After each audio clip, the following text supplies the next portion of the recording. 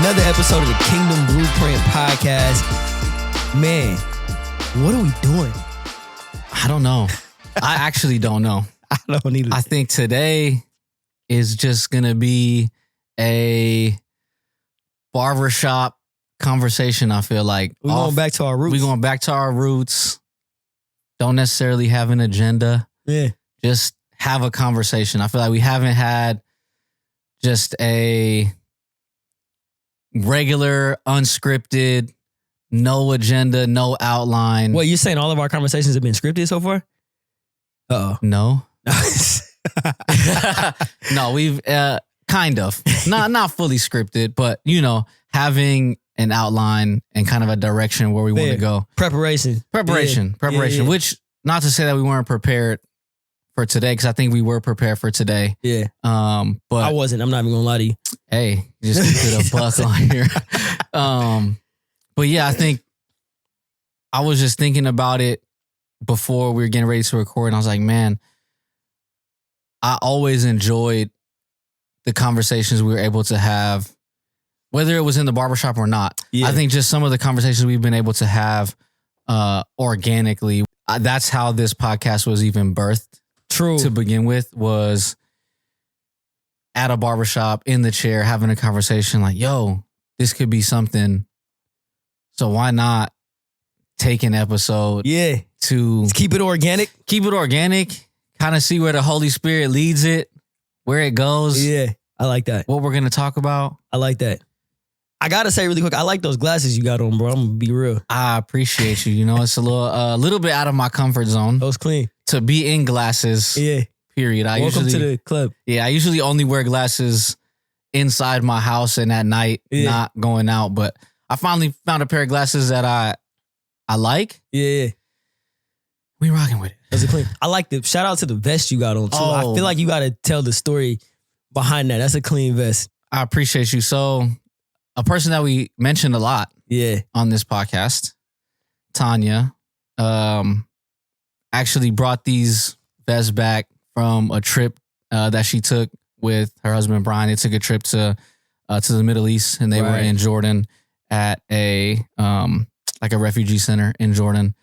And there's a wide range of women and children in this facility, and they handmade vests, bags, some shirts. Yeah. And had the opportunity to kind of to sell some of those products this past weekend at the church. 100% of the proceeds go back to that center, helps out those women and children to be able to provide and pay rent. So this is one of those vests. Yeah. No, I got one too. I was supposed to wear it and I dropped the ball, but it's okay. The next clean. Shout out to Tanya and Brian, and shout out to Peter and Tanya Amron, who run Heart of Mercy. Yeah. The organization behind this, doing some amazing work in the Middle East, especially with everything going on there right now. Yeah. But I was like, we got to shout that out. Yeah. I'm looking at you rocking. I'm like, dang, I should have put mine on. So when they see you wear it next week, it's not the same vest. It's a different vest. I'll wear it again. I'll just outfit repeat. Did they trade vests? No, it's not. We both have one, and we'll both wear it again. Yeah. We just gotta rock it. So yeah. No, so big thank you to Tanya and to Brian and to Pete and Tanya for doing everything that they're doing and just being out there and serving people. So thank you guys. Yeah. Thank you guys, definitely. Man, but yes, okay.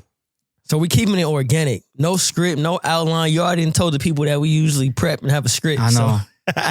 So now you can cut it out. Nah, it's all good.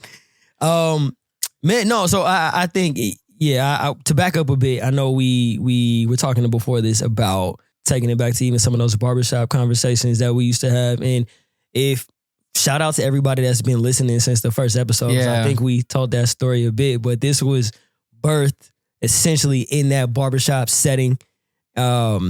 Me being one of your clients for a number of years now, which is crazy. We getting old, bro. It's going by fast too. Time is just flying. It's nuts. We figured this, this being a product of that, we got to take it back one time and have one of and those why not let it flow, right? And I think that was the cool part about it is being in a setting where it's like, hey, we're just talking, and I think always leaving room to have those Jesus-centered conversations, regardless of what we're talking about. And I think we talked about it on a previous episode where we, at work, I think it was just Q did a good job of allowing that space. Yeah. And to go from talking sports or talking about food or whatever the case may be is to have these conversations. And then at some point in this conversation, we're able to have room or insert Jesus into that conversation. Then all of a sudden now we're just on a completely different conversation, talking about a whole bunch of different things. Yep. So that kind of like what kind of sparked it for me today is like, man, let's just have a conversation. Where are we at? How is life? Yeah, man. What's going on? And even in that, I think we have yet to kind of share our like salvation stories in depth. Right. So you want to start there? You want to talk about why not? Let's the origin story. I think we haven't had an origin story yet. Right. I feel like we've touched on it. We've alluded to certain parts of our respective journeys through different episodes, but I don't think we talked about like here's the story. Like we haven't really laid it out. No. Okay, let's do it. You want to go first? You want me to go first? I could go first. Please. I was hoping you actually. Yeah. But side note, what's crazy is when we started this podcast and having conversations after we launched, the first episode, second episode, talking to some people. I had a conversation with somebody at the barbershop about the podcast. And I was like, you know what? Like, they're like, how is it? Is it hard? Like, what's the process? I'm like, you know what? Like, it's preparation is preparation. Like, it's going to be one of those things where it's another thing in your day.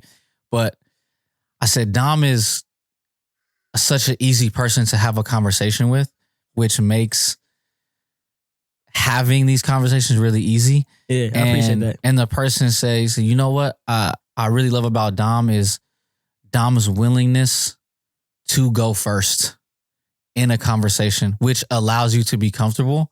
And I said, you know what? Yeah, he is okay with maybe being vulnerable first or allowing you to feel comfortable by sharing something that might be a little hard to share. So I thought about that. I was like, man, I appreciate you for like how you have conversation and like your willingness to be open and be vulnerable, which allows other people to say, you know what, I can kind of share what I want to share. Man, that first off, thank you. I didn't know you were going to compliment me in that way. That's definitely a compliment and I'll receive it. That's even for me that I'm taking it back that because that's just credit and glory to God because I haven't always been the most open and vulnerable person or not willing to go first in certain situations, especially with being open and vulnerable because like you mentioned, it's not always easy depending on what you're talking about. So, man, that's glory to God. That's cool that, you guys see that and that's been identified to me because it's completely, it's new for me and it's not always easy. And I don't even always think I do a good job. So, I mean, thank you. Well, you are doing a good job. So, I mean, praise God for like the work that he's done in the process. Sure. But, like you are doing a good job. And so I appreciate we appreciate you. The Kingdom Blueprint podcast community appreciates you. Appreciate that. But with saying that, I'll go first. But I got this. Yeah, but you know what? I'll go first. So I grew up Catholic and went to catechism, did like first communion, all the things. And for the most part, growing up, we went to church when most people go to church. Yeah. Christmas, Easter. That's pretty much it. Not really having a relationship with God. It was more so these were the things that we did. Yeah. Like you go to church, when everybody goes to church, and that's it. And it's kind of like routine, and it's routine, very routine. Really quick, because I'll be honest. I was thinking about this the other day because I think I drove past a Catholic church in the city, and I'm thinking about it. And I'm like, I don't even know much about like the Catholic faith or how you go about things, right? So is it like a church? Is it church every Sunday? Like do people do that, right? It's church kind of the Sunday, same. Yeah, Okay. Is mass every Sunday, Right. church every Sunday. It is. I would say it is the complete opposite of what we would call church today, like how we do church. It is very structured. It's very quiet. It's not a response. Like the priest is not going to say something, you're going to hear somebody like respond to it. We're not like preaching no more. No, we're not preaching no more. We're not doing the come ons. No. Nobody standing up and clapping during okay. Absolutely not. There is not necessarily a worship service, you would say. So it's just quite different. It's a lot quieter, a lot stricter. It's just not the same as what I mean. And to be honest, to be fair, like growing up, I was young, so half the time I wasn't paying attention in church because I just wanted to get it over with. Like, oh, I'm trying to get up out of here. Like, this is boring. So that's kind of how I grew up. For the most part, just went Christmas and Easter, a little CEO action, Christmas, Easter only. And then get into my later teens, maybe 17, 18. Yeah. One of my good friends that I grew up with, I knew since I met him, he was a Christian. Okay. But when we were in school, I wouldn't say he was living a set apart life that we talked about on the last episode. Yeah. So growing up, you kind of see this like, I knew this person to be a Christian, but then also I see the lifestyle of it. Yeah. So there's like that, like, I don't really know. You know how he's really right. But then he's like, yo, I'm getting rebaptized.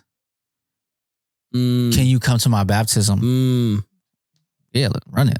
Yeah. Go to the baptism. And what's crazy is like full circle. That's the first Christian church I go to. And it just so happens to be right at our location now. Right, I remember this. So it's at our church building now. Yeah. First time I ever go to a Christian church. We get into the service. Me and them are there. And worship starts. I'm like, oh, this is kind of nice. Yeah, this ain't mass. Yeah, this is kind of nice. You know, like, this is cool. And then service starts. And this is where I'm like, this is so foreign to me. Yeah. So he started preaching, and there's like a lady behind me, and she's like, come on. I'm like, someone needs to tell her to be quiet. Like, come on, what are you even You're not supposed to talk right now. Like, he's speaking, okay? Pastor speaking. I'm gonna need you to pipe down back there.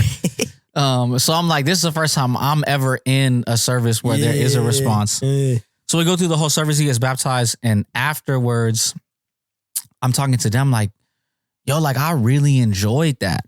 And she was like, that was awful. She was like, I never want to, I do not want to come back here. Do not invite me back. She was like, that did not feel like church. I did not feel like I went to church at all. Like, that was not good. I'm not coming back. I'm like, that's crazy. Like, all right, whatever. So we leave it at that. My first experience, didn't go back. And I think after that moment that I initially had that, like, I think my heart was open to like, oh, I enjoyed that. Yeah. That's when I felt the first time God pursuing me. How old are you at this point? I think in my early 20s. I got maybe around 22. Okay. 23, okay. 22. Yeah. So that's kind of when I felt like, oh man, I think God is pursuing me or knocking at the door. And I talked to them about it, but she's like, no, like, I'm Catholic. I know I'm Catholic. Like, I'm not trying to change up. Yeah. Like, we're good. Yeah. And then like starts the tug of war. Now, like, I'm not going to say like the arguments, but the debates are now like starting like, oh, well, what if we get married and we have kids? Like, then we can't get married in the Catholic Church. What happens about our kids? Like, our kids going to get baptized? And it's like, dang, okay. Well, this is not going to go nowhere. So now I just don't know. So now it just lays dormant. Like, now I'm like, all right, whatever. Like, we just going to be back to a regularly scheduled programming. Then I get a job at Cut Right. Now I'm at Cut Right. I'm with Q. I'm with Terrell on a regular basis. And now now I start having questions. Like, I start asking Q questions. Like, I'm just asking him about Jesus. I'm asking him these things. And like, he'll give me some nuggets. And I'm like, all right, cool, back into the world. Then I ask Relly, like, hey, what about this? And okay, give me an answer and back into the world. And then, but at the same time, like, me and them aren't really having conversations about church anymore. I'm just asking these questions. And then Terrell one day was like, hey, bro, like, are you going to stop just being in this like cycle of doing what you're doing, asking a question, getting an answer, and then you just back in a loop? Because you keep coming back to the same spot. Like, you keep asking questions, but then you're back in the world, and then you get back to the spot. Like, you're just nonstop in this cycle of, like, when are you going to stop? And I was like, dang, I don't know. Talk about accountability. Right. So I'm like, I don't know. Like, I'd be like, don't check me, bro. Check that hairline that you lining up over there. Don't check me. But at the same time, there's so much grace and like there's just room to have these questions. And it's like, okay. They're like, why don't you come to the church? Like, why don't you come? So I want to back up a bit. So because I love hearing your story, especially from this perspective. So you grew up Catholic. Yeah. Your friend who you grew up with, he gets rebaptized, taking his faith seriously, invites you to church. You kind of at that moment feel like God's tugging on your heart. But after that, you don't really step foot into a church setting. After that, fast forward, you get a job at Cut Right, the barbershop, where Q is the owner that we talked about. Yeah. And Terrell, who's there. And so they're kind of like your next, like, I would say, step, basically, when it comes to your faith. Like, they're like that next point of contact. Yeah. Essentially. Yeah. And I saw Q. So when I met Q when I was 12. Okay, so you already knew Q. So I knew Q when I was 12, and I knew Q also before he knew the Lord. Yeah. So I saw Q get saved. Right. Essentially. And then like his life completely like shift. Right. And then when I'm young, I'm like, man, this cat got so weird. Yeah. Like, I don't want, like, what? Like music started to change. How he dressed started to change. Like how he talked changed. I'm like, I'm 16 years old. Yeah. I'm like, man, this was the coolest dude to me. Yeah. You like I became a barber because of him. Yeah. Like, he had all the shoes, all the clothes. And I'm like, man, I guess I got to be a barber if I wanted to get all the gear. That's how it even came about. And then now it's just a switch up. And now he's just talking about Jesus. He playing Christian rap in his garage. And I'm like, this is the worst. This is the worst music. Especially back then. Because I know around the time like you're alluding to, Christian rap used to be terrible. Yeah, yeah. Like, and I'm like, a spade. It's gotten a lot better. Shout out to all the Christian rappers out there right now. But it was like, but back in those early 2000s. Yeah. And I'm 16. Yeah. So like he goes from being the coolest dude. Yeah. To, I tell him this all the time. I say, you look like a substitute teacher right now, bro. Like, you got on a sweater vest, spiky hair. Like, I don't know what happened to my dog. Like, I don't know what happened. So now I'm like, I for sure don't want no part of this Jesus you're talking about. Maybe I don't want to be a barber anymore. I don't want no part of this Jesus you're talking about. So then and then over time it's like, oh, now I get it too. Yeah. Because when you first come to the Lord and you just so on fire for God, everything changes in your life. Yeah. You cut off anything that was your old self. You're like, oh, I need to just get rid of it. Yeah. I need to cut ties with some stuff. Yeah. And then like, okay, then you kind of mature a little bit. You're like, okay, like I can kind of Right. And settle down. I settle down a little bit. Yeah, you ain't got to go full business. Right, you know what I mean? Like, and then it's like, Marcus, I'm sorry, bro. I'm sorry, bro. I love you. I'm sorry. I'm sorry, bro. I'm sorry. I'm sorry, bro. But man. no, but then I go back to Q and I'm like, oh, Q is back. Like I see him and it's like, all right, like my dog is back. So what happened there, right? Like what? I just think you, like I said, you just so on fire and like certain things happen. You just want to get rid of all those things that remind you of what you came from. That classic overcorrecting. You know what I mean? Overcorrect just, you know, so I think at some point you just come to a moment where like, okay, I can still be fly. I can still talk how I talked before.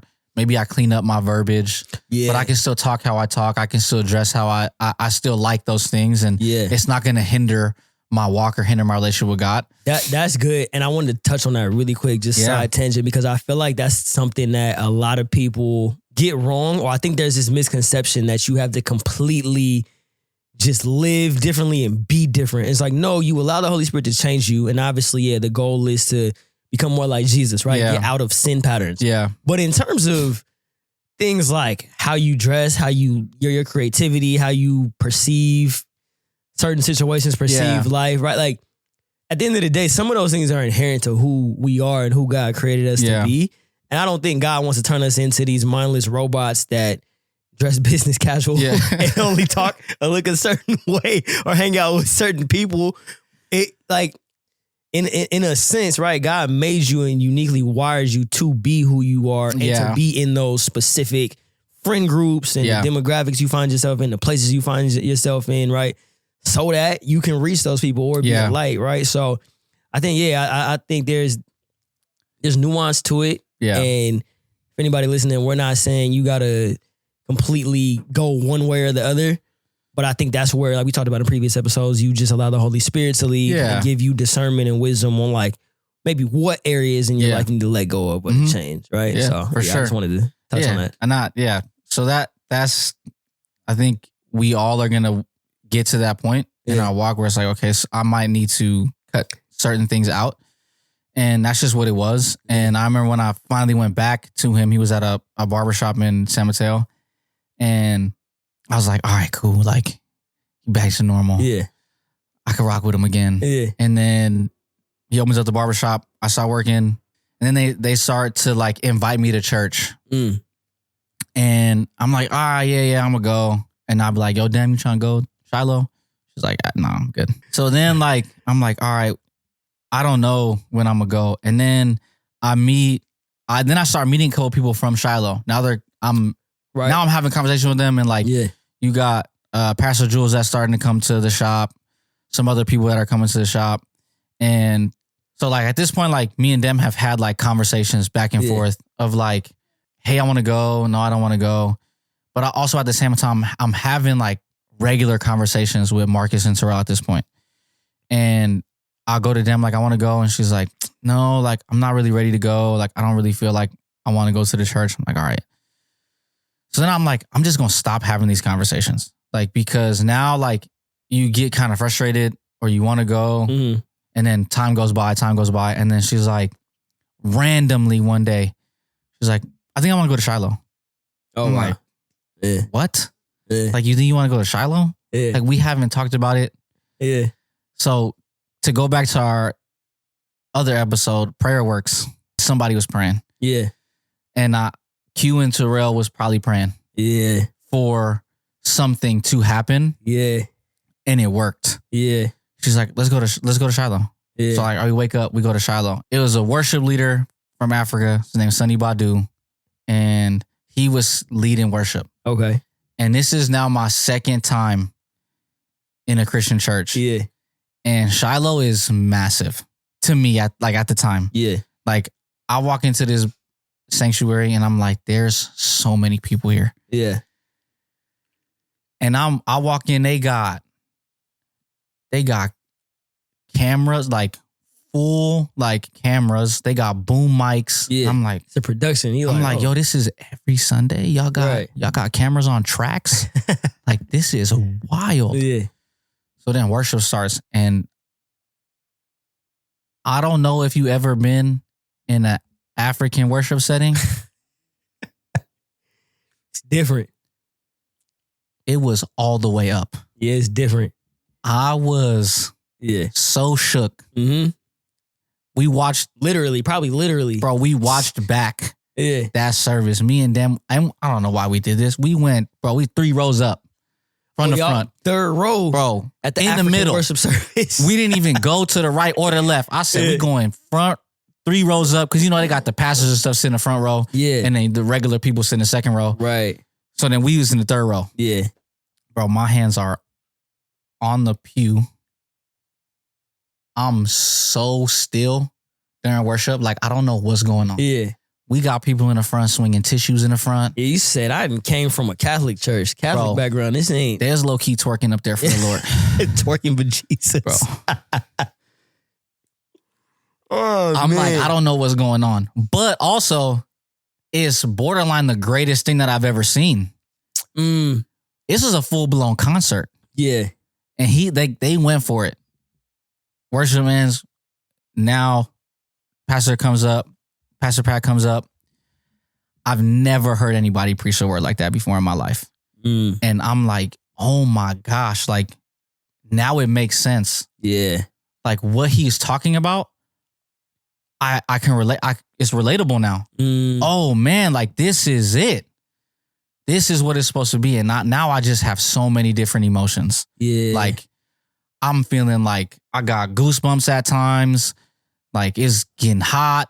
Like, oh man, like, this is amazing. Yeah. Like, all the emotions. And go through service. As every service ends, they do a salvation call at the end. By this point, I'm like so overwhelmed by like the presence of God. Like, it was for the first time in my life, like, tangible. Like, it was so heavy and thick in the room. Like, my head's down. I'm like, tears. I don't know why I'm crying. Yeah. Salvation call. Like, if you want to give your life to the Lord, like, you just like shoot your hand up real quick. I'm like, I don't want to do it. But then there's like something that's like, no, like, raise your hand. Yeah. Yeah. I just shoot my hand up. Wow. Give my life to the Lord that day. I'm crying. Stand up. Super over. I look at them. And I'm like, I just gave my life to the Lord. She was like, me too. Wow. Wrecked. Wow. Wrecked. Like, we're talking, did not want to go. Yeah. Man. Push back the whole time. We get into the service, and I don't even know that she raises her hand because my eyes are closing. Right. I'm like crying, and she's like, I gave my life to the Lord too. Yeah. And that day, like, when my life completely shifted from that day. Like, that day, it was like, all right, we here, we coming. And our lives changed. Our lifestyle changed after that. And it was like, okay, we're going to make it a priority to be here. Yeah. So we was in there every week. In East Oakland. In East Oakland. East Oakland, bro. But yeah, gave my life to the Lord that day. And my life has never been the same. Man, yeah, that's good. Ever since that. And I mean, a whole bunch of stuff happened like right after that. Like, I wanted to get baptized. I think it was like a month or two after we got saved. I was like, I want to get baptized. So I took a baptism class. I got baptized. A couple months later, then gets baptized. And then should we get engaged after that? And then it was like just the war started. I feel like we had a cool little period where it was like, hey, this is amazing. Like, yeah, nothing could go wrong. Yeah. I'm like, yes. And then the enemy was like, yeah. Let me let me try to get you away real quick. Yeah. So we get engaged, and I think at that point is when we first start having our like first real battles with like all of it. We had a whole bunch of people pass away. We had conflict amongst family, and the hardest part of all of it was, I think, the amount of people that passed away in that first year of like giving our life to Christ. It was so many people in such a short amount of time that I'm so thankful for the people that we were around. Like Q and Terrell, for me, were a cheat code when we got saved. Mm-hmm. Because ultimately, we just got connected with so many amazing people. Yeah. We didn't have that. We didn't have the church experience where we come to a church, we don't know anybody, we have to find people. It was, oh, y'all know Q? Yeah. Cool. Oh, y'all not really? Cool. Yeah, you guys have started building community. Yeah. Oh, and then it's like the people that we meet out the gate is just some of the most incredible people I've ever met in my life. Yeah. Like we're around some of the most prophetic people I've ever been around in my entire life. Yeah.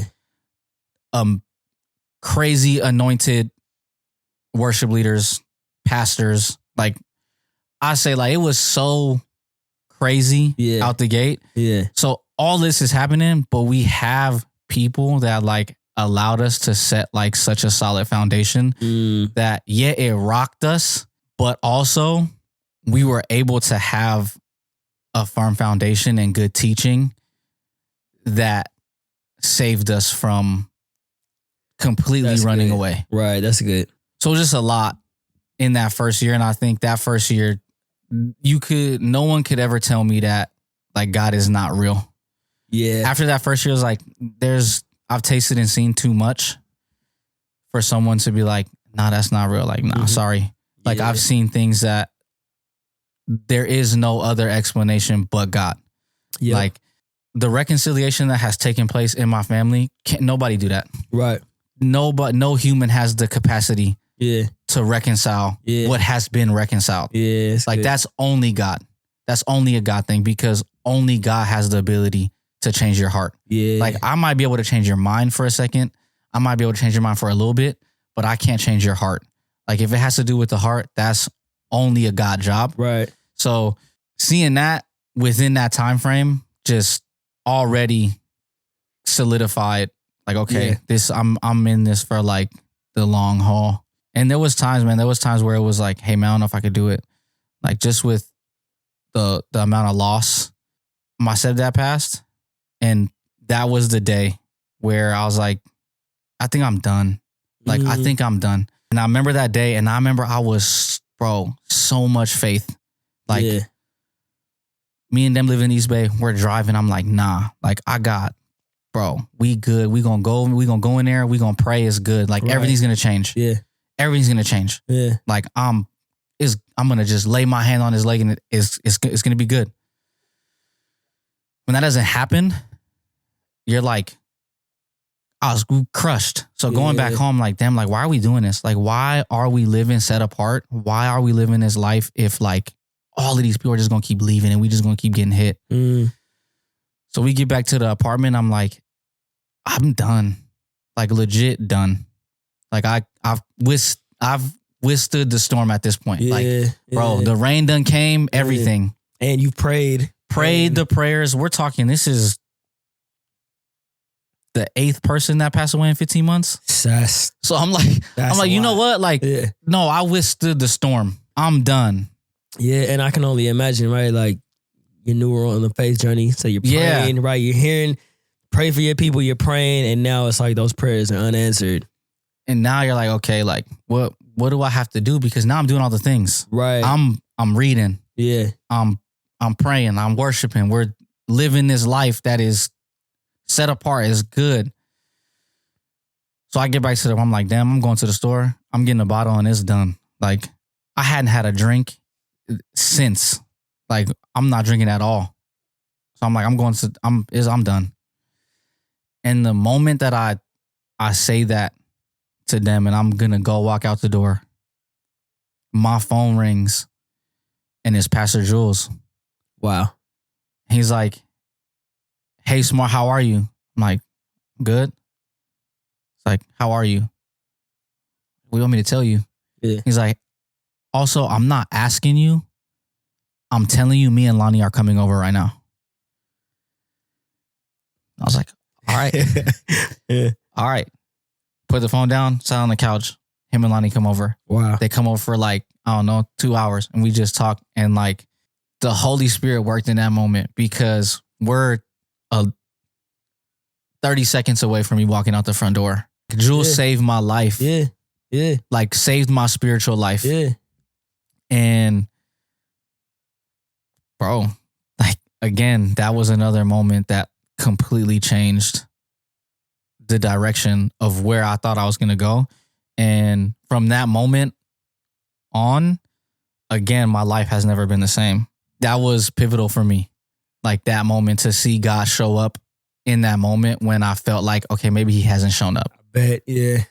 So that was pivotal for me. And that's like a pillar. One of those moments where like you build an altar at that moment and you're like, okay, this is one of those times where like I can go back to that regardless of what's going on. I know that I can look back at that altar and be like, nope, he's faithful. Yeah. He's faithful. So that's kind of a little bit of the roadmap of like how we got here. But if none of that happened, I don't think we would have been at TFHSF. Right. Because we ended up walking through all of that stuff and having to fight the fights, which ultimately like put us in a position to where it was like, hey, I don't think we're going to be in this place anymore. And then ultimately making the move to SF, which now when I go back, I don't know if I would have done it the same way. I don't know if I would have left the same way. I think there was just some offense in there for sure. Like church hurt, but also God showed up in that and like spoke to me in that. Like we were offended at people and felt some type of way. And I just remember one day God being like, hey, you are mad at people and you're hurt by people and you've never expressed what you needed from them. You have unvoiced expectation and you mad and you want people to apologize to you. Man. He's like, you need to apologize to people because you mad at people. And I was like, dang it, God. So then like having to like have those conversations like, yo, I apologize. Like because I didn't voice what I needed from you and all that. But all of that happened and what the enemy intended for bad. Come on. You know, like God turned it. Come on. I'm not letting in the fourth row. Come on. God. Yeah. Like legit what the enemy intended for evil, man. God turned it for his good. Yeah. And ultimately he got the glory, which is really all of it. So yeah. But man, like that early walk, that early time at Shiloh, man, I'm so thankful for that, like for that foundation because I am who I am because of that time. Yeah. And like I'm the worshiper that I am because of Shiloh. Yeah. I'm loud because of Shiloh. I know most people that go to church is going to know my clap for sure because I clap loud. It's very like distinctive, but I got that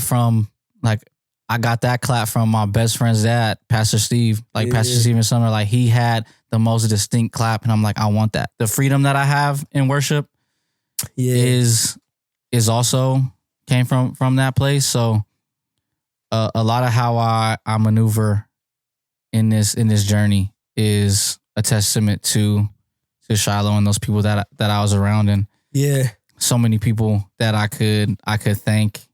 They know who they are. That's kind of my story. I feel like I talked for so long right there. Nah, man, this was good. I'm taking it all in. I didn't know all of this. There's some parts in it I didn't know. So it's that story. I'm also now like, we got to get Demi on the podcast because you told a little bit about her journey, and now I'm like, we got to hear it straight from her. So I'm just saying. Yeah, she doing like this right now. she doing like this right now. Demi, if you're listening, she go get. Ashley's in the room right now. She gonna get on the pod. She needs you. Yeah, on the podcast. I do think I've always said that though. I think that she has something to say and something to offer. And I think I agree. Her story and what she will say will have impact and resonate with people. Our story is not the same story. Right. So, yeah, like we might have gave our lives to Christ at the same time, but she's also walked through stuff that I've never walked through. Mm-hmm. And she's had to fight and overcome things that I've never had to fight and overcome. So I would love for her to sit on this couch, but I also would love for both of our wives, and I would love for Ati. So Ati, I would love for you to be on this couch as well, because I would love to hear your story. Yeah. So if you're listening, which I know you do listen, I would love to hear your story. Yes. So I feel like you have something that is impactful to say. And Ati, I did not put him up to that. You know, it might sound like I did, but I did not. But you know what? Hearing that coming from you, she might actually listen. I think we were strategic just now. Yeah, that was. Look at this. This is not scripted. Right. I don't got notes right now, so this was not talked about. But all that, feel like I rambled a little bit. Not even. This but I also got to share a little bit about my story. Yeah. But now I get to hear your story. So. No, episode's over. That's it. We're done. That's a wrap. Cut and paste. Beautiful. You know, but and before I jump in, I wanted to actually back up and first thank you for sharing your story and being open and vulnerable and honest.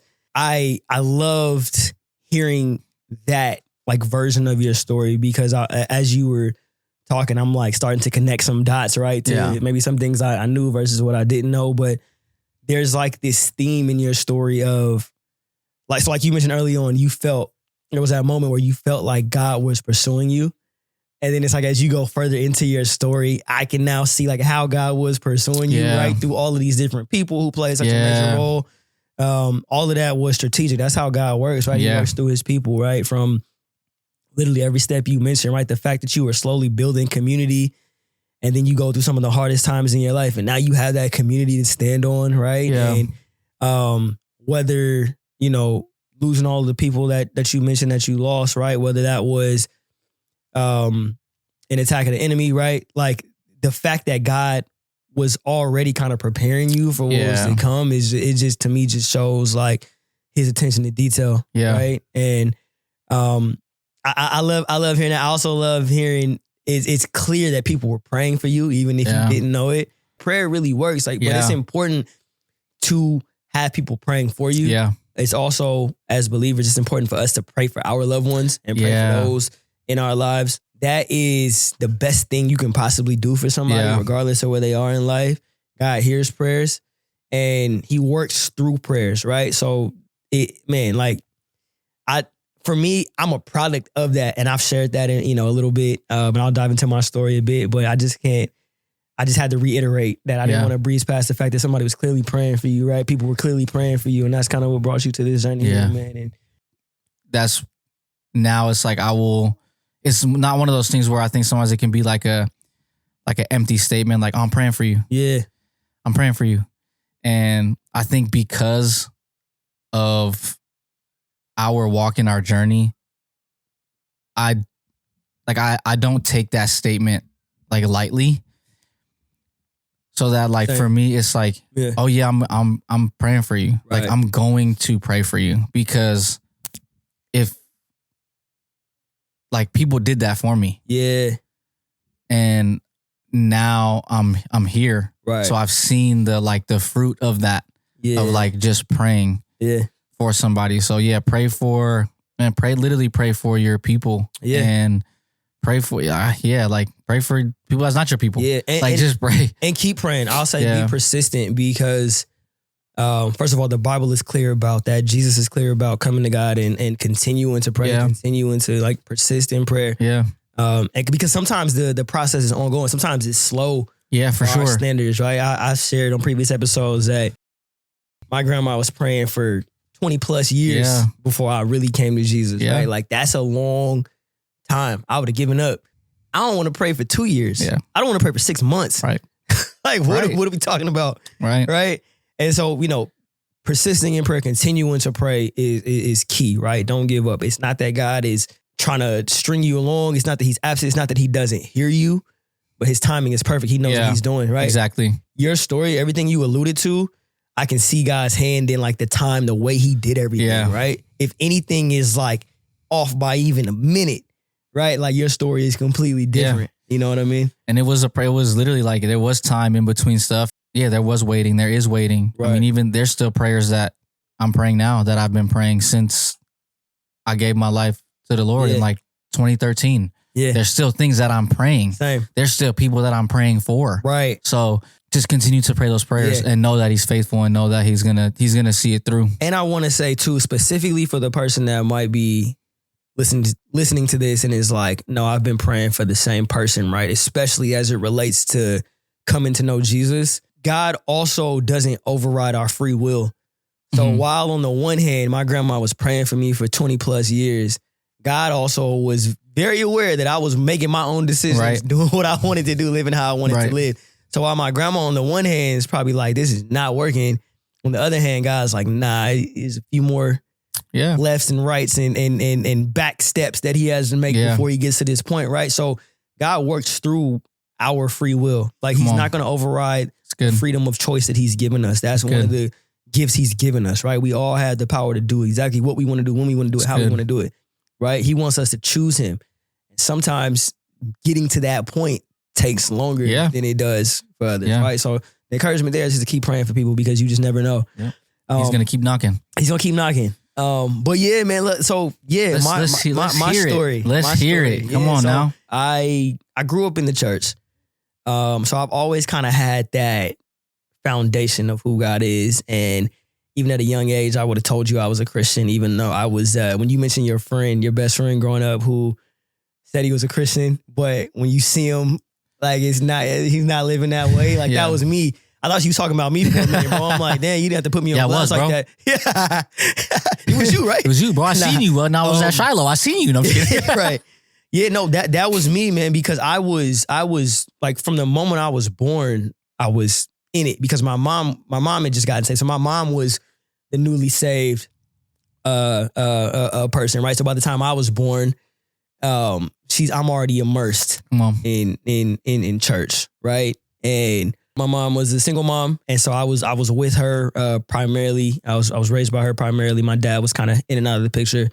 So you know what mom says goes. My mom's from East Oakland too, where I know you know a little bit about East Oakland going to Shiloh. So, little time in East Oakland. You know, I wasn't I wasn't about to go against what mom said. It's a good decision. So it's a good decision. So yeah, like I said, she said we're at church on Sunday. We're at church on Sunday. Again, we're like whether I wanted to be there or not. And a lot of times as a kid, like I didn't want to be there. I didn't understand it. Yeah.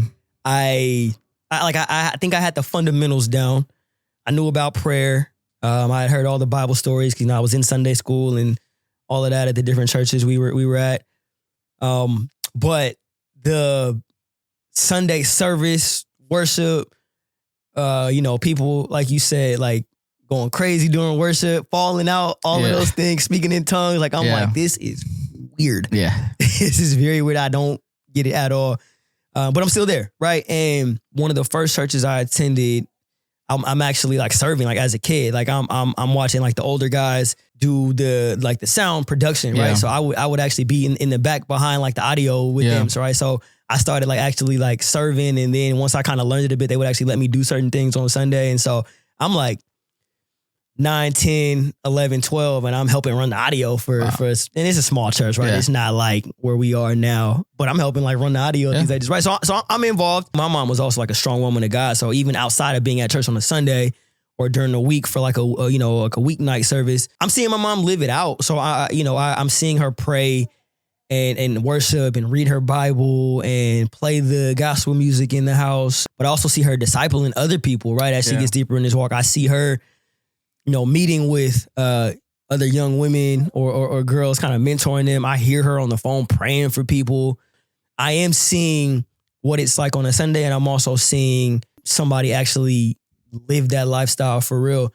But it's still weird. It's like, I respect you for doing this, and at least you're consistent, but it's still weird. And at the time, you let's paint the picture. Like I'm born in 92, right? So as I'm coming of age in the late 90s, early 2000s, like, it's also just not cool to be Christian. I think it's funny. We live in a day and age now where Christianity has almost kind of become cool a bit. Yeah. Or it's not as, I would say, clowned or frowned upon if you tell somebody you go to church. Yeah. Right? It's not as difficult to like talk about your faith openly now. It's a little trendy now, though. It's a little trendy now, and I don't know if that's good or bad. I mean, I'm okay with it being trendy. Yeah, because at the end of the day, you can only fake it for so long. You can only fake being in the presence for so long before you get smacked by the Holy Spirit. Oh, preach. So I'm like, yeah, cool. You can play with it if you want to. Preach. Go ahead. And I'll say this on the positive side, right, of it being trendy. I'll say, like, if people are coming to Jesus truly because of, it being more trendy, then so be it. That's a win. Right. So but I mean, you remember how it was back in those like late 90s, early 2000s, mid 2000s, right? Like it wasn't cool. Yeah. So going back to your friend that you mentioned who was living differently outside of church, that was me, because I was like, it wasn't, I was almost ashamed of it, if I'm honest. Like I'm not like, it's not like none of my friends are going to church with me. Right. So like literally like my best friends that I grew up with, none of them, their families don't go to church. And if they do, they don't go to my church, right? So I don't see them on Sundays, right? So like I'm already an only child, right? Like I mentioned. So it like I feel very isolated already. So when I'm around my friends, I'm just trying to do what my friends are doing. Right. I'm trying to like fit in with them. I'm trying to listen to the music they're listening to, dress how they dress, all of the things, talk like they talk. We're not talking about Jesus or church or what we talked about on Sunday, right? Like that's not the conversations we're having. So I lived that double life almost, that dichotomy of, on Sunday, I'm good, I'm serving, I'm at church, right? Mom thinks I'm, you know what I mean? A saint of a child. Yeah. And not that I was a bad kid. Like I don't think I ever like, my story is not like that to where I was just wreaking havoc. Like I wasn't getting into crazy trouble, nothing like that. But I don't look like a Christian. I look like the world, right? Like I'm cussing, I'm listening to the same music, I'm getting into what my friends are getting into. Like I'm not like I'm no different than not set apart. I'm not set apart, right? And so I mentioned my mom was just on fire for God and really living it out. And it's beyond Sundays. Like I see her at home. I see her pray. I see her in her word. So there's very much so like regardless of what I'm doing, regardless of my faith or lack thereof, or how poorly I'm living it out, I'm confident that mom's got it. Yeah. So there's also this interesting thing of you kind of relying on mom's faith because you see she's so strong. Yeah, yeah. And then again, like I said, I'm a kid. I'm seeing all of this in a time in our society where there was a lot of unknowns. So again, you remember Y2K, 2000. Everybody thought the world was gonna shut down. Yeah. And then 2001, we obviously have 9/11, major moments. And I'm a kid. I'm 9 years old when 9/11 happens, right? And so I don't know if you experienced this or if you remember this, but I remember like post Y2K, post 9/11, there's all this talk about, oh, Jesus coming back soon, and especially in church circles, right? About the rapture. And I think that movie Left Behind came out, right? Like there's all of these, I'm like, the world's gonna end soon. Yeah. I'm a kid. I'm like, am I ever gonna get to grow up, right? And then there's like that existential crisis, like, again, I'm immersed in church. I hear about heaven and hell. Like, where am I going? Because I can't really fully say that I know I haven't been living this out. And I remember, man, these are like actual thoughts. I remember being so confident in my mom's faith that I was like, well, cool. As long as mom's here, I'm good. Because I know she's going to guide me. I know she's going to lead me. I know if the rapture happened tomorrow, she's going to be going. I might be left behind. But let me just stay close to her. And so I remember like when I would have I would legit have like dreams and visions of like the world ending and like there being like this like left behind moment like that movie. And so I wake up out of bed and like, oh, mom's still here. Good. Because I know, again, I'm confident in her faith. So if she's still here, and I'm good. Jesus ain't came back yet. Yeah. There was very much so this version of me that was like relying on mom's faith, right? I knew as long as she had it, like I'm good, right? And again, I mentioned like being a kid and it's not really being cool, right? Like this is what moms do. My dad's not really in the picture, and I know he's not living his lifestyle, so maybe it's not even for me. Maybe just let mom have it, right? She'll keep praying for me. Let grandma have it. She'll keep praying for me. Fast forward, me getting a little bit older, and you know, finding out some things about the church that I grew up in that laid the foundation for me. That church ends up closing. Find out like the pastor's a complete fraud, scammer, all of the things. I won't go into too much detail right now, but that was a big blow to my faith. And then around the same time, my mom is diagnosed with cancer. And you know the story if you've been listening for a bit. I lost my mom when I was 16. She would end up succumbing to that. And it's at that point where my worst fears now come true. I mentioned being a kid and like relying on mom's faith. If mom's still here, I'm good. Now mom is not here. Wow. Like the one person that I kind of relied on is gone. And now my faith is to your point, you mentioned that you were just done. I was done because again, I grew up in the church so much like you. Like my mom got sick. I'm praying for her. I got all the faith. Like she's going to be good. She's going to get through this. Like God sees me. He hears me. He knows my situation. My mom is all I have. My dad's not really in the picture. He would never take my mom from me. Like this is literally all I have.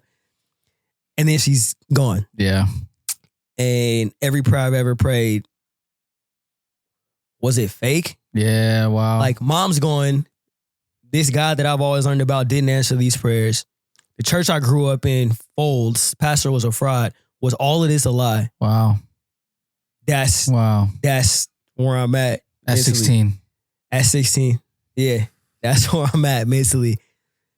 And when I look back now at age 32, I can trace back God's hand even then. And it's because of those moments that I say that I have faith I have now. But at 16 and 17, like now I'm done. Yeah. Grandma's here and she's still encouraging me and praying. And I halfway think she's weird for that because this mom that I lost is her daughter. Like, what are you like? Why are you still, you know what I mean? Like, what are we doing? Like, why do you still have this faith? Just one of those things where like she continued to pray, but also you were at a point where you hadn't had some of them altars yet. Mm-hmm. And like Graham's already seen the faithfulness of God despite. Yeah. So like you looking at it like, bro, why are you doing that? Yeah. He's like, man, I done already seen the faithfulness of God. Yeah, man. You don't know yet. That's exactly it. And I credit my grandma with a lot of, honestly, my journey and me being the man I am today because she was the one praying, right? Like my mom laid that foundation, but she only had me till I was 16. It was my grandma that kind of continued, was praying at the same time while I was growing up, but also kind of like, it was like a passing of the baton. Like my grandma continued that. And it's weird because at the time when I'm 16, 17, I'm so hurt. I'm so traumatized by what I've been through. I'm not even stopping to think about how my grandma feels. She just lost her child. Yeah, wow. But she's so focused on me. She ended up becoming my legal guardian after my mom died. So she's like literally like focused on making sure I'm good raising, you know? And so I go my own way. You know, I'm still half in, half out. I think funny enough, I still default to like certain aspects of my faith. And what I mean by that is like, I don't know if I ever like completely gave up praying, even though I was mad at God and I went through those seasons of being mad at the world, being pissed at God. Definitely went through seasons where I gave up on prayer altogether.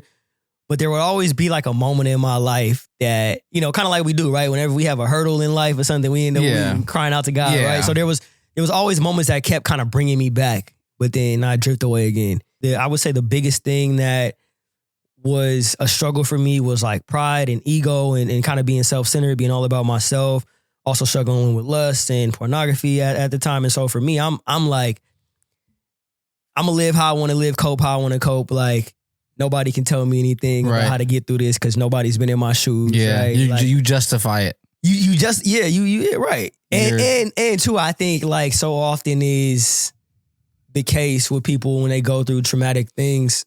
You feel isolated. You feel like you're the only one in the world that knows how you feel. Mm-hmm. Right? Like nobody else is going through what you've been through, right? Just you. It's just me. It's just me. It's just me. And I would say at this time in my life, like that was somewhat of a reality because nobody in my immediate family or immediate circle had experienced what I experienced, right? Outside of my dad lost his mom when he was 9 years old. And so if dad was around, maybe I would have known how to cope with things. Don't do that. But also maybe he didn't really cope and heal from what he's been through, which probably is where some of the daddy issues come from. Yeah. But anyway, Part 3? I'm going off on Part 3? I'm going off on a tangent right now. We're not going to go that far. This is not an episode. But I relate a lot to what you said about having people around you, because after my mom dies, like I mentioned, I moved in with my best friend and his family. My best friend, Matt Lewis, and his older brother, Blake Lewis. I call them my brothers because I grew up with them, and then their family took me in. Blake Lewis Sr. and Alicia Lewis, I've shouted out before. Yeah. The Lewis family, I owe like a great deal to. That's my adopted family now, and they took me in after my mom died. And again, I relate to what you said about people having God strategically putting people in your life, because that was what God did for me through them, because they're strong believers.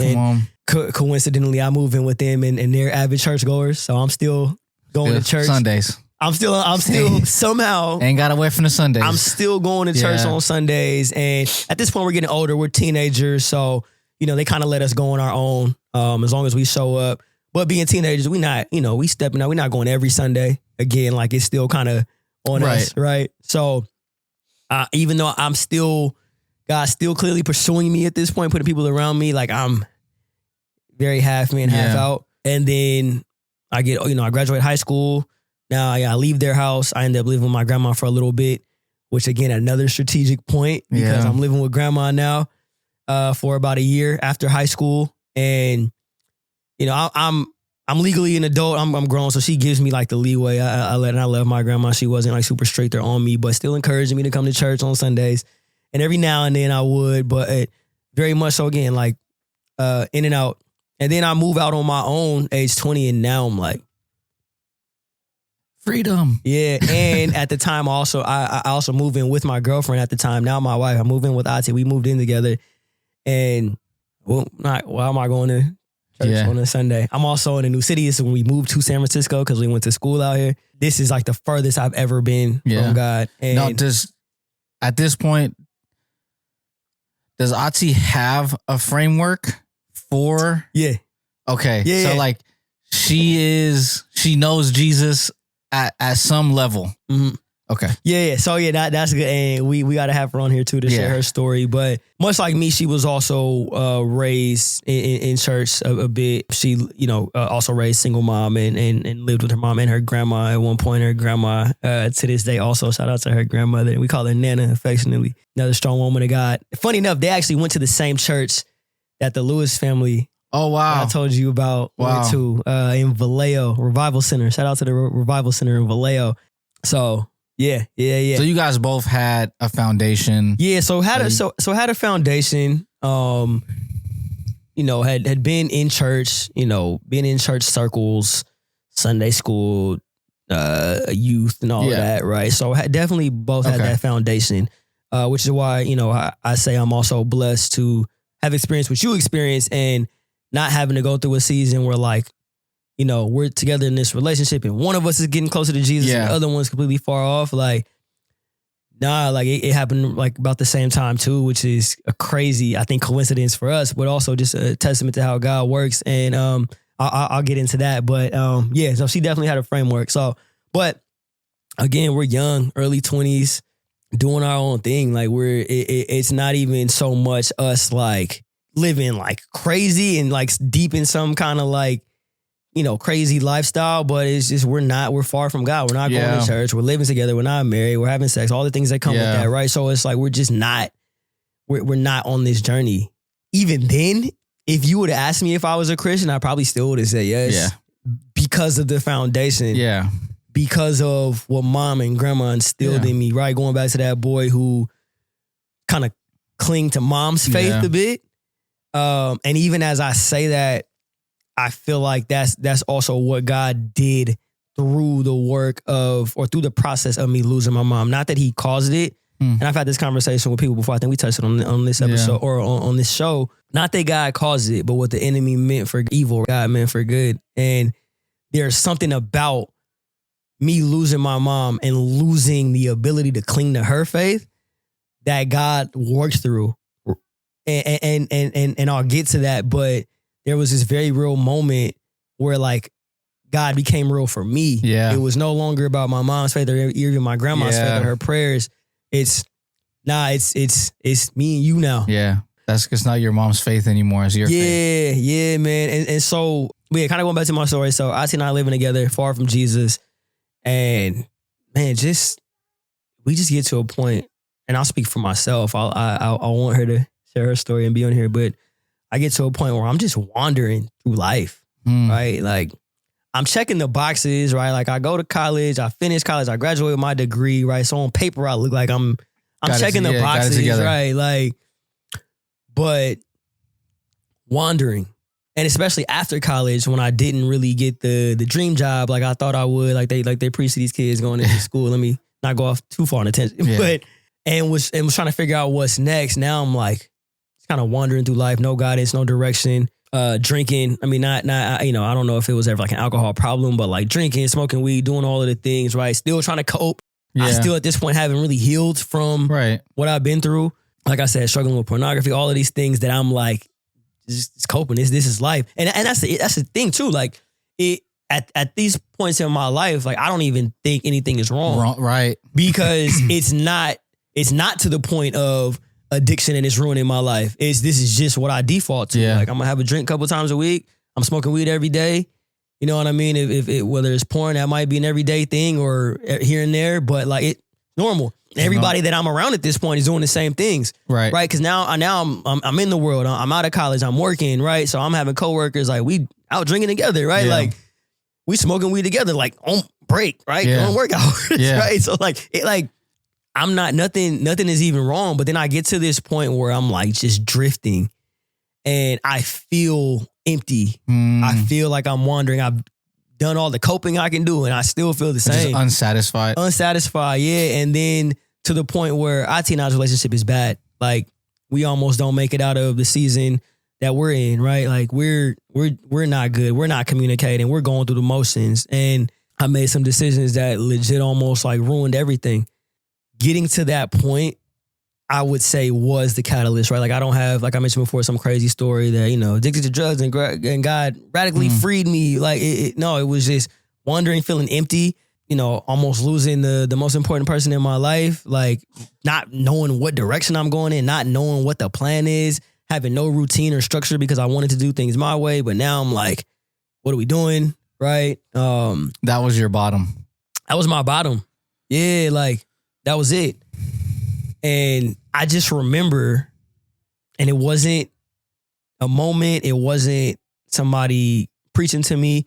I remember feeling just low, being at home in our apartment alone. I think Auntie was probably working or something. And I just remember getting on my knees and praying and crying and not knowing why I'm crying. But it's weird because, again, there's nobody that comes up to me and starts discipling me, and nobody invited me to church. It was like I went back to my default of, like I said, growing up, being immersed in it, but also having a praying mom and grandma. I'm at the point now where I'm wondering, and I don't know what I'm doing in life. Let me pray and hope that this God out there knows better than I do. And all I can really say is that he met me in that moment. You talked about experiencing the presence of God in Shiloh when you first go to church. I had that feeling in my apartment living room by myself. And I can't really explain it to you, but I just know that, like I said, I'm crying for no reason. I feel this heaviness, but this peace at the same time. And I'm praying. And that, I do that once, and then that develops into, trying to pray again. And that develops into me downloading the YouVersion Bible app on my iPhone. Yeah. And I'm reading scriptures here and there. Again, because I had the foundation, which is why I always credit my mom and grandma. Because I had the foundation, I did know kind of where to turn and how to get back a bit. Man. Yeah. They dropped in breadcrumbs, right? I knew how to get back, right? So now I'm, I'm reading the Bible, and again, I'm still not living the perfect. Like I'm still messing up. I'm still sinning, but I'm starting to not wander, but maybe now even veer towards God as opposed to away, right? It's, the Proverbs 22:6. Yeah. Direct your children unto the right path. Yeah, man. And when they are older, they will not leave it. Like your story, like is that. Yeah. To me. Like Yeah. to have your mom and your grandmother and even the Lewis family like going, hey, no matter what, we're going to be in church on Sunday. Right. Hey, you're going to see your mom pray. You're going to see your mom disciple people. Yeah. The Lewis family's going to bring you to church. Right. It's like there was nothing else that you were going to be able to default to. Right. Because that's already what they had instilled in you. Yeah, when you were talking, I'm like, man, that's it. Like, Yeah, man. raise up your kids in the ways of the Lord. Like, and that's one of my favorite verses for that reason, because I'm a product of that. Like the fact that I'm sitting on your couch right now talking to you about faith, and we have this podcast talking about Jesus, that's a testament to the foundation that my mother and my grandmother laid, training up a child in the way they should go. And I love that, because the more I've studied that verse, and you know, I think there's this misconception that, you know, it's saying that if you raise your children right, they'll never, ever depart or veer or sin. No, that's not the case. But God is faithful, and he knows how to tug on hearts and to bring his kids back. Like we talked about earlier, we're human. God was going to let me make all my little choices. Right. But all my little choices, he worked through and turned me back to him. Yeah, I just love that where you were going. Like, I didn't have it figured out, but like I was moving on a path, and like he was lighting that path. Like you said, I'm gonna make mistakes, but ultimately, like now there's some direction. Yeah, and I think it's clear that he's pursuing me even when I'm not pursuing him. It's good.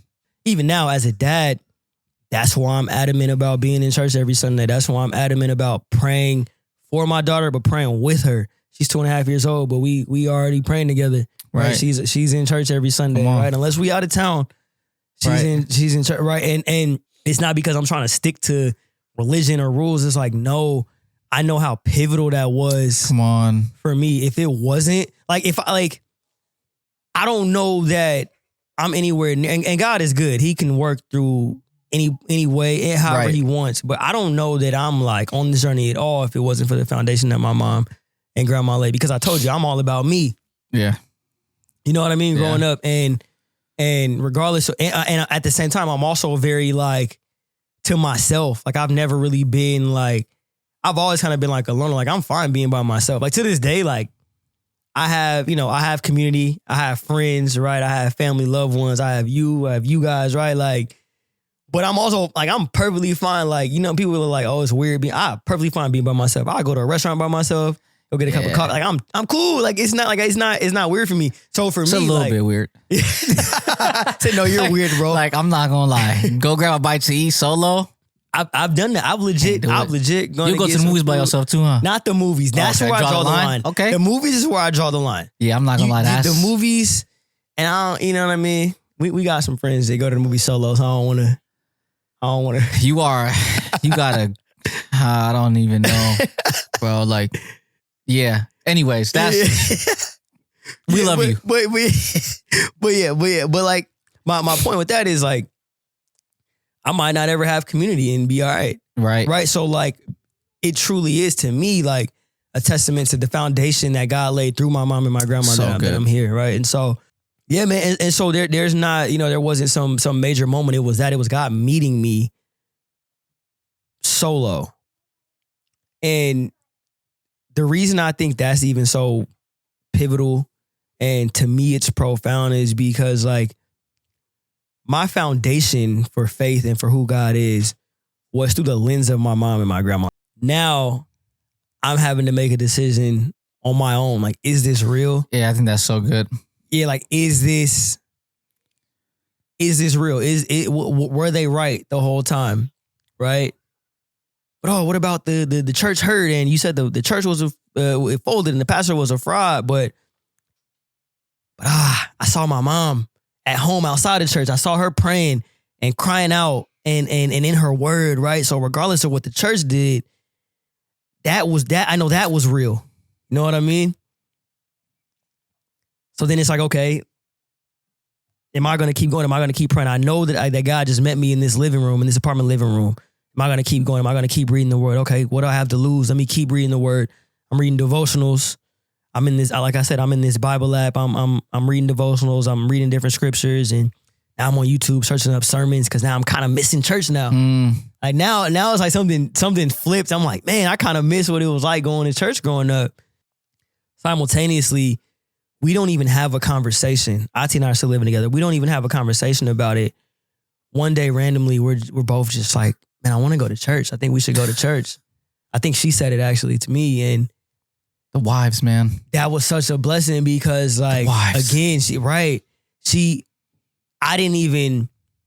We were at a point in our relationship where we weren't even like really communicating well, so I didn't even know. There's like a blur during those times in just our lives and our walk, where I couldn't even tell you what she was going through mentally because we were just so kind of closed off from one another. So I didn't even know that like she was kind of secretly on this journey too. She was praying.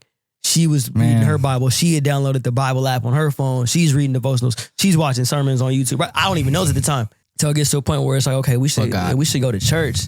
And now it's just like, yeah, I think we should. So like now we're literally like the moment that I stepped foot into a church not connected to my mom or grandma or family was with Ati. Like we started going back to church together. Wow. And that's to me such a blessing because again, we talked about like there's people in relationships, marriages that like that's not the case. And so I don't take that lightly. I thank God. That's glory to God that he allowed that for us. And I'm forever grateful because we were on this journey from jump. Like once we got serious about this journey, we were on it together, like all in. Yeah. There was never a point where like one of us was behind one another or in front or even debating on if we should keep coming. Like, nah, like we were on this journey together. And sure, like there were Sundays where we're like, one of us like, I'm not going today. Other one's like, well, I'm going to go. Right there, it wasn't perfect, but like being on this journey together early on, I think was amazing. And again, it was definitely a blessing. So, we started trying different churches in San Francisco and ended up walking into this church one Sunday called the Father's House San Francisco. And the rest is history. Come on. The rest is history, man. And, being there, building community from jump. And I think that was another thing too. I love that you touched on community because God put this craving in both of our spirits. Like, when we started going to looking for a church, we both said to one another in conversation, like, hey, when we find the place, like, let's actually get involved. Like, let's actually meet people. Like, let's not just sit on the sidelines and just casually attend because both of us had done that growing up. Right. I knew what it's like to casually attend, to kind of just, whatever, checking the box. But now being on this journey and being renewed, it's like, nah, something's different. Like, let's actually find friends who are on this journey. Because that was the other thing. We're now both on this journey and trying to get closer to God, but none of our friends, co-workers, peers, none of that people that we hang out with, none of them are on this journey. None of them. So that was hard because now we're at a point where it's like we want to talk about these things with our friends. We want to be, we want to live how God's called us to live. We want to like be on this journey, but like none of the people closest to us are on this. So that was hard because like we felt like we didn't have any friends to talk to, kind of be on this journey with. I think in a roundabout way, it was a blessing in disguise because it caused us to clean together a bit more because we're the only ones that we know that are on this journey. But we prayed together like, hey, God, give us friends and community. Give us friends who are also Christian and are on this journey that we can walk with. Thank you, God. Like we prayed for that. And it happened, man. Like God answered that prayer. Again, we walk into this church called the Father's House San Francisco. And from the jump, day one, people are introducing themselves to us, asking our names. I meet this dude named Smart on the front steps. Thank you, God. Of the church, right? And it like from jump, like God was faithful to answer that prayer of, man, help us to get plugged in, let us get involved. So yeah, we took initiative. We started doing all the things, serving, getting involved, making sure people knew our names, but also really wanting to meet people. And God answered that prayer. And to this day, I can say, it's 7 years in now. Like God has been faithful in giving us that community. Heck yeah. Yeah, man. So, but yeah, we started going to the church and it's there that I got baptized. And you know the story. I think we mentioned it before. I actually got baptized and then proposed because again, we're still dating, still living together. Like I said, we still in process. We still, God was still working on us. But I get baptized.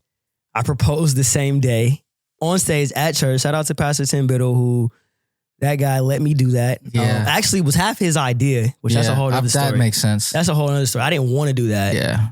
it was But that makes sense scary to me. But yeah. It just seemed like a very bitter thing to do. Oh yeah. Yeah. But it was an amazing moment. Yeah, man, it's still surreal all these years later. That goes down in church history, bro. Man, it's still surreal all these years later. We got the video. We might have to put the video on Instagram or something. But yeah, I get baptized. I propose. You know, we're engaged. We're trying to live life the right way now. Ati gets baptized like the next month. I get the privilege of baptizing her, which again, such a full circle moment because, like I said, our relationship is experienced. Like we've experienced everything you could think of, and by the grace of God, we're here and we're stronger than ever, and we're together. But at the enemy had his way, we wouldn't be. So the fact that I got to baptize her after almost losing her was like nothing like it, man. Nothing like it. And yeah, man, that was it. So again, there was no like kind of major catalyst. I like to tell people like I just hit like a spiritual and a mental rock bottom, and because of the foundation that my mother and my grandmother laid, because of their persistent prayers for years, I knew where to turn because of what they did. And so I can't stress out enough how important it is to pray for your people and to keep praying. Yeah. I was 26 when I fully recommitted my life to Christ. Got baptized on my birthday weekend, turning 27. So age 26, 27. 26, 27 years, like my grandma was praying. Yeah. Like I mentioned, my mom had been praying for 16 years. My grandma was praying the whole time. And she didn't give up. And now like the fruit of that is God doing the work in my life. Yeah. Right. And I thank her for that. Not only does she get the fruit of the answered prayers, but she gets my forever gratitude because like I wouldn't be here. Like she's the reason, her and my mother, the reason, like you mentioned, you tasted and you've seen, like they were the reason for me that I tasted and I've seen, right? So yeah, man, that was the long version. That's good. You said something when God met you. You're like, it's not anything that's like crazy or is big, but you said I had to meet him, like God had to meet me alone. And like I was alone because I clung to my mom and my grandmother. Yeah. And it was God meeting me by myself. And I was just thinking like God is so good. And one, he knows who we are. Yeah. Like he created us. Yeah. Right? He knew how you needed to be met. Right. And I think I think that's so impactful because I think like God will meet people exactly how they need to be met. Yeah. He like you needed for it to be solo. I did. I'll say this, man, and I think I mentioned it on a previous episode when, you know, my mom dies, my dad's not really around, stepdad moves out, right? Like I told you before, I felt alone. I felt like everybody that I love left me. Yeah. And yeah, because my prayers weren't answered and I prayed diligently for my mom to be healed and that didn't happen. And now I'm like, okay, this God that I thought was real, he left me here. He did this. He left me alone. But to your point, God knew that that's also like how I would hear him best. Yeah. He met me where I thought he left me. I thought he left me alone. I thought he completely like left me to fend for myself. And when I got to the end of myself, was at this rock bottom, very much so feeling alone again. That's where he showed up. Come on. Yeah. And I that was one of those things where I constantly will be just in awe of God because he met me, I feel like exactly how I needed to be met. Like you alluded to like, I'll be okay by myself. Like I'm cool. I could be at the crib. I go to get coffee by myself, whatever. Like I'm so extroverted. Like I am all about people. You're like, I need some people around me. Yeah. Right. And I got like, he met me ultimately in one of the most hectic environments. Right. The barbershop. Yeah. Like, but through people. Yeah. That I needed those people. Like, he knew, like, hey, like, I'm going to use, like, he used the right person. Right. And I was going to mention that too, right? Like, you mentioned like your love for people, being around people, but you also mentioned Q, who played a major role in your faith journey. This is somebody you already had a relationship with, and you saw his journey. Yeah. And you said you kind of looked up to him. It's like big bro. Yeah. Right. And then there's like this moment where I'm like, it was just crazy that like God used this person that I did, like I looked up to so much, for it to come back, and then God be like, nah, this is the person that like I'm going to use, and this is the environment, because it was the perfect environment for me to be able to have those conversations in a busy place. It wasn't like, I would have been super awkward in a intimate, like, hey, it's just going to be like a one-on-one conversation. Or at the time, I wasn't good with just sitting still. Like you being like, hey, I'm in this room and I'm by myself and I'm crying. Like I didn't like quiet. Yeah. Like now I appreciate quiet, because now it's like, oh no, now I can be intentional and I can really like spend time with God and like hear him. But I didn't like quiet at that time. It was super awkward for me. So like just that in itself was like, no, he met me exactly how I needed to be met. Yeah, man, that's so good. And I think he does that for people. Like he's gonna meet you exactly where he's supposed to meet. Yeah, like the Bible speaks to the fact that God, I mean, the scripture says he knew us before he formed us in our mother's womb, right? He saw us there. Like he knows us intimately, infinitely, every detail.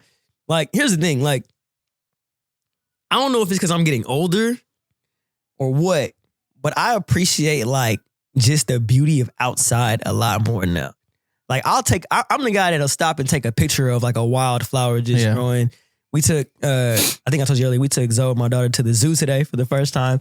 And I'm looking at these animals and I'm just in all I heard.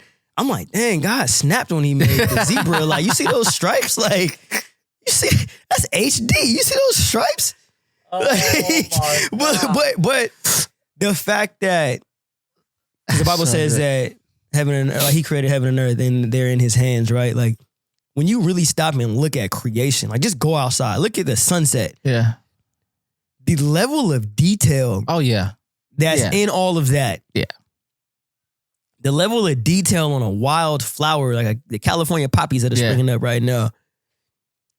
And the Bible says, like, if he cares so much about those, how much more does he care about us? Right? And to your point, like, we got to understand that God knows us best. He knows how to reach his people. Going back to our point about, or our episode around evangelism and even repentance, like, this is also why we can't force certain situations. Like, just be a human being and share what God did for you. Share the love of Jesus. Be yourself, like we talked about earlier. You don't need to like force an agenda on somebody. Like, invite their friend to church, but like just be yourself, who God's uniquely wired you to be, because that's what people around you need. Yeah. You know what I mean? And when it comes to the people that we're praying for, we got to trust that like God knows them the way he knew how to meet you and I, and they were completely different. Yeah. God knows how to meet each and every person that we're praying for. I think too, like it might not be in that, like in that moment of like, oh, I gave my life to the Lord. Like, I think there are moments that you're going to have with God that might be a little farther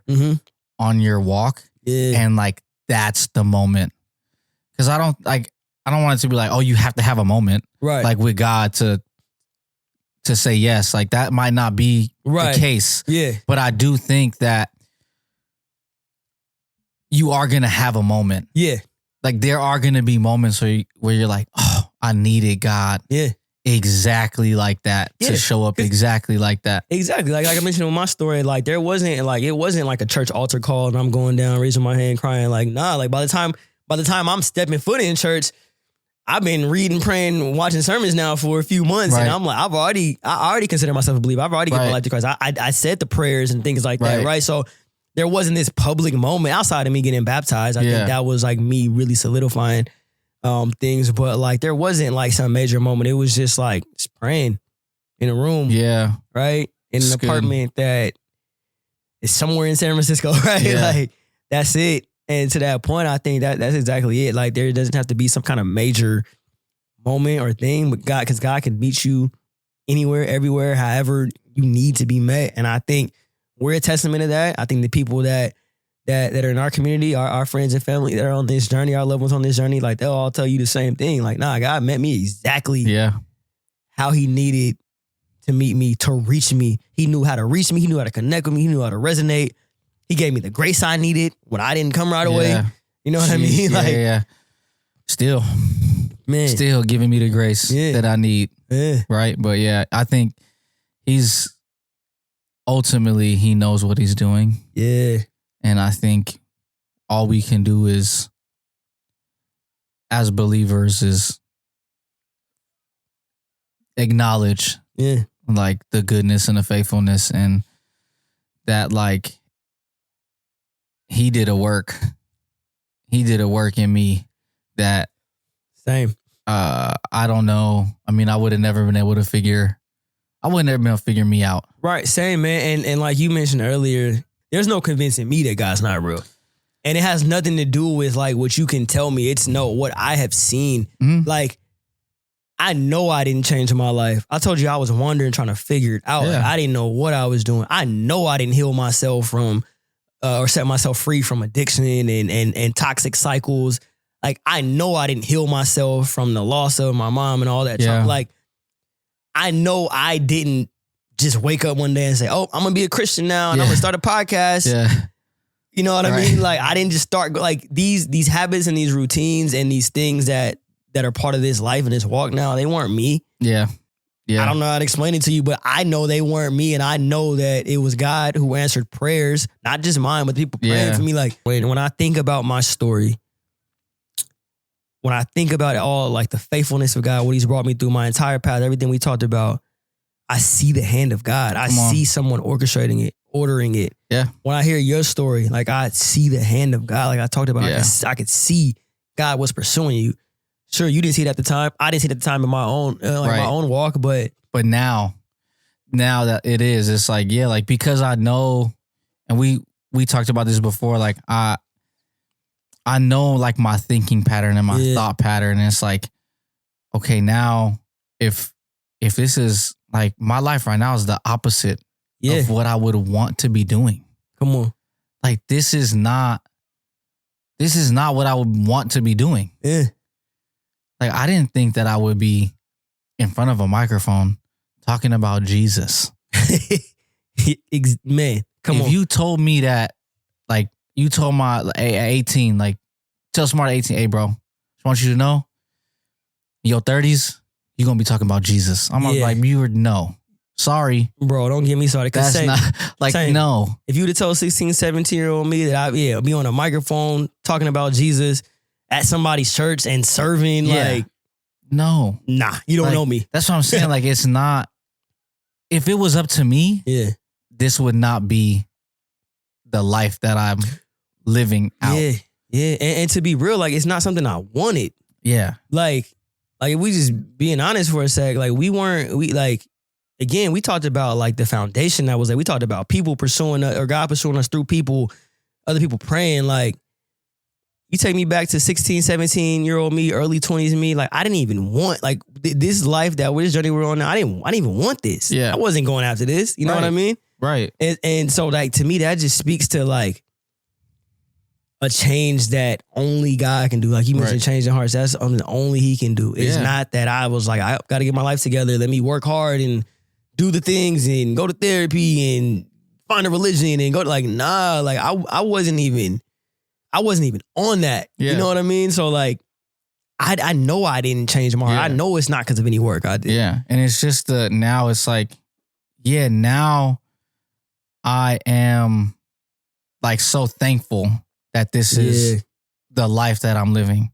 Now I'm at a point where I love this life, but also I'm okay to surrender the things that I want to do. Yeah. Like, I don't have to. Right. I don't have to just give it all up or not do the things that I want to do. But man, like, he loves me so much. Yeah. Man. And it's the least I could do. Man. It's the least I could do is to say, I love you enough, God, to not choose to live however I want to live. Just to surrender my life. Yeah, man. Like, you know what? It's good. Yeah. Like, I'm okay with it, I think. When I think about, like, hey, if not, like, if it's all not what we think it is, right, bro, I think I lived a pretty cool life. Yeah, like, you man. love people, you serve people, you try not to cuss people out on a regular basis. Like, you try to live generously. Like, what's so bad? Like, there's nothing. Things. There's right. there's it's not, like even if we're wrong about this whole thing called Christianity, there's not a negative. Right. When I think about it, there's just not a negative when I see it. Like, okay, so I don't get to wild out. I don't get to do whatever. No crash outs 2025. No, you know what I'm saying? Like, I don't get to do that. But then on the flip side, I think that's what I think about too. Like, the flip side of it. Yeah. Like, what if we are right? Right. Yeah. What if we are right? Yeah. And the opposite is not. And it's like, bro, I just don't want you to, I don't want you to go there. Yeah. It's like, too big of do a I risk. love you enough to tell the people that I love, or even in person, like, bro, like, Jesus loves you. Yeah, man. Like, and all he wants is a relationship with you. That's what it's about. It's like, no, God has done so much for me and I'm aware of that.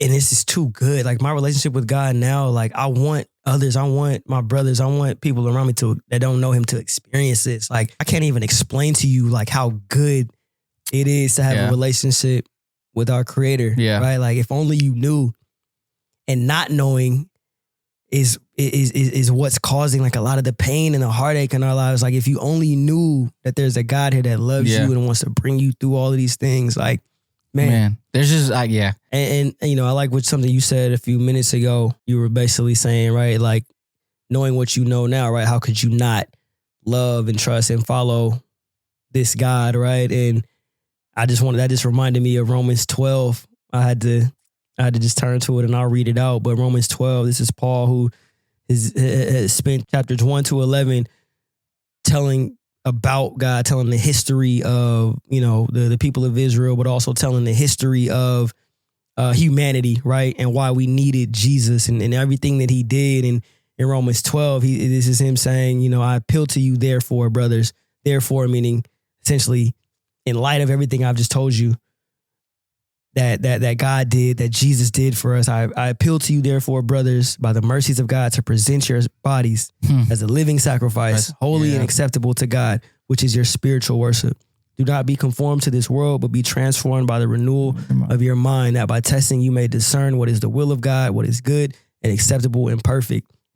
And I love that verse because Paul is speaking to exactly what you mentioned, right? Like, in light of everything God's done, how could we not give it all up for him, follow him, right? In light of everything he's done, how could I not want to pursue him? How could I not love him when he was pursuing me, even in moments where I didn't even know if he was real, you know? So, yeah. That's, man, we just gonna land right there. Yeah. We gonna land the plane right there. Man. But, yeah, that was, man, I appreciate you sharing your story. And like you said, like, I got to learn a little bit about your story that I might not have known. Yeah. But yeah, I hope y'all enjoy it. And I hope y'all like it. Yes. And as always, man, if you guys have any questions or comments, definitely send us a DM, a message. If you know us personally, you know, text us, all of that good stuff. Yeah. I promise we're going to bring back our Q&A episode. Yeah, our Q&A segment. That we've been doing. Segment. But, you know, these conversations been taking them on their own lately. Yeah. So. It's another episode of the Kingdom Blueprint Podcast. Appreciate y'all, and follow, share, do all the things. You gotta listen, don't forget. Kingdom Blueprint Podcast. Peace.